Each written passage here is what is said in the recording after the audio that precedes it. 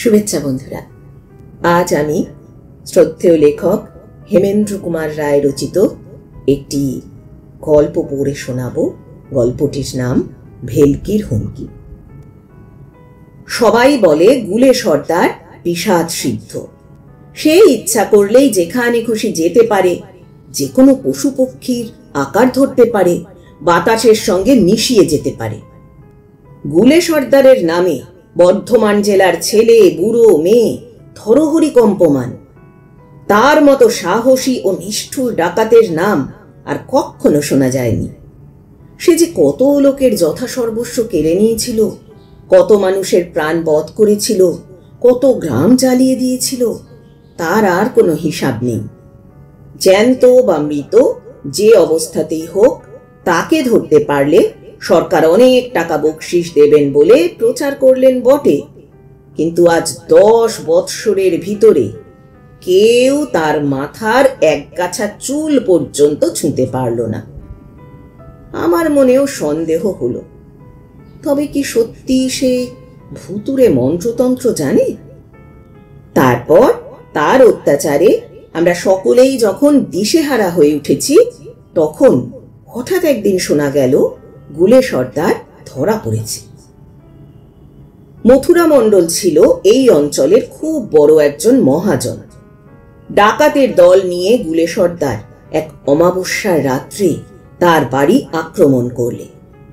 ঢেঁকি দিয়ে বাড়ির দরজা ভেঙে ডাকাতরা ভিতরে ঢুকেই দেখলে উঠানের উপর বন্দুক নিয়ে দাঁড়িয়ে আছে স্বয়ং মথুরা মণ্ডল। পর মুহূর্তেই সে বন্দুক ছুড়লে এবং সঙ্গে সঙ্গে একজন ডাকাত আহত হয়ে মাটির ওপরে লুটিয়ে পড়ল। কিন্তু চোখের পলক ফেলতে না ফেলতে গুলে সর্দার বাঘের মতো মথুরার উপরে ঝাঁপিয়ে পড়ল। মথুরা দ্বিতীয়বার বন্দুক ছোড়বার আগেই গুলে তার ধারালো রামদা চালালে। বেচারা মথুরার মাথা উড়ে গেল তক্ষুনি। মথুরা মারা পড়ল বটে, কিন্তু ভাগ্নে ছিল উঠানের পাশের একখানা ঘরে। সেইখান থেকে সে জানলা দিয়ে ক্রমাগত বন্দুক ছুঁড়তে লাগলো। বেগতিক দেখে ডাকাতের দল ভয়ে সেখান থেকে চম্পট দিলে। কিন্তু পালাবার সময় গুলে সর্দার অন্ধকারে পাঁচিলের ওপর থেকে এমন ভাবে হুমড়ি খেয়ে মাটির ওপর এসে পড়ল যে তক্ষুনি অজ্ঞান হয়ে গেল। তাকে বন্দি করা হলো সেই সুযোগে। সেখানকার থানার ইন্সপেক্টর ছিল আমি। গায়ের লোকেরা গুলে সর্দারকে আমার কাছে ধরে নিয়ে এলো। লোকটার চেহারা কি ভয়ানক! মাথায় এক গাছা চুল নেই, চোখ দুটো ভাটার মতো গোল, জবা ফুলের মতো লাল, নাক খেদা, গোঁফ বিড়ালের মতো, হাতে কাঁধে আর বুকে লোহার মতো শক্ত শক্ত মাংসপেশি। লম্বায় সে প্রায় 6.5 ফুট উঁচু এবং তার গায়ের রং আবলুস কাঠের মতো কুচকুচে কালো। তার গায়ে আর কাপড়ে রক্ত মাখা থাকতে তাকে আরো ভয়ানক দেখাচ্ছিল। যদিও তার হাত পা বাঁধা, তবু তাকে দেখে আমারও কেমন যেন ভয় করতে লাগলো। পাহারাওয়ালাদের হুকুম দিল তারা যেন সর্দারের চারিদিক ঘিরে দাঁড়িয়ে থাকে। গুলে দাঁত বার করে হেসে বললে, যতই ঘিরে থাকো আর হাত পা বাঁধো বাবা, আমাকে কেউ ধরে রাখতে পারবে না। এমন সময় পুলিশের বড় সাহেব খবর পেয়ে তাকে দেখতে এলেন। খানিকক্ষণ অবাক হয়ে তাকে দেখে সাহেব বললেন, সর্দার, আর তুমি আমাদের ফাঁকি দিতে পারবে না। গুলে ঘর কাঁপিয়ে অট্টহাস্য করে বললে, আরে রেখে দাও সাহেব তোমাদের বাহাদুরি, আমাকে ধরে রাখে কে? আমি পাখি হয়ে উড়ে পালাবো। সাহেব বললেন, ননসেন্স, এই সেপাই, আসামি কো গারদ মে লে যাও। গুলে আবার অট্টহাস্য করে 2 হাতের বুড়ো আঙুল দেখিয়ে বললে, এই বলে রাখলুম সাহেব, তোমাদের ঠিক কলা দেখাবো। বিচারে গুলে সর্দারের ফাঁসির হুকুম হলো। ফাঁসির কথা শুনে সে আদালতের মাঝখানেই কোমরে হাত দিয়ে নাচতে নাচতে হেঁড়ে গলায় গান জুড়ে দিলে। জজ সাহেব তো অবাক। আমি ভেবেছিলুম তার এই মুখ সাবাসী আর বেশি দিন থাকবে না। কিন্তু ফাঁসির দিন যতই ঘনিয়ে আসতে লাগলো, তার হাসি ঠাট্টা বেড়ে উঠতে লাগলো ততই। রোজই সে বলতো, আমার শখ হয়েছে বলেই দিন কত জেলখানার মধ্যে বসে জিরিয়ে নিচ্ছি, কিন্তু ফাঁসির দিন আমাকে কেউ খুঁজে পাবে না। জেলের প্রহরীরা সকলেই তার এই কথা বিশ্বাস করত। তারা আমাকে বললে, হুজুর, বেটা জাদুকর, ও নিশ্চয়ই আমাদের ফাঁকি দিয়ে পালাবে। আমরা কি করব বলুন? ও যদি রাত্রির বেলায় মশা মাছি হয়ে উড়ে যায়, কে ওকে দেখতে পাবে? বলতে লজ্জা হয়, কিন্তু আমারও মনে কেমন যেন একটা খটকা লাগলো। গুলে সর্দারের ফাঁসির ঠিক আগের দিনে আমি পুলিশের বড় সাহেবের কাছে গিয়ে আমার মনের সন্দেহের কথা বললুম। সাহেব প্রথমটা হেসেই আমার কথা উড়িয়ে দিলেন। তারপর বললেন, ওসব বাজে কথা নিয়ে আমার মাথা ঘামাবার সময় নেই। আমি বললুম, সাহেব, আমাদের দেশে কিন্তু ভোজবাজিতে মানুষ উড়িয়ে নিয়ে যাওয়ার কথা শোনা যায়। সাহেব বললেন, এমন ব্যাপার তুমি নিজে কখনো দেখেছো? আমি বললুম, না। সাহেব বললেন, তবে? আমি বললুম, কিন্তু অনেক ঘটনার কথা শুনেছি।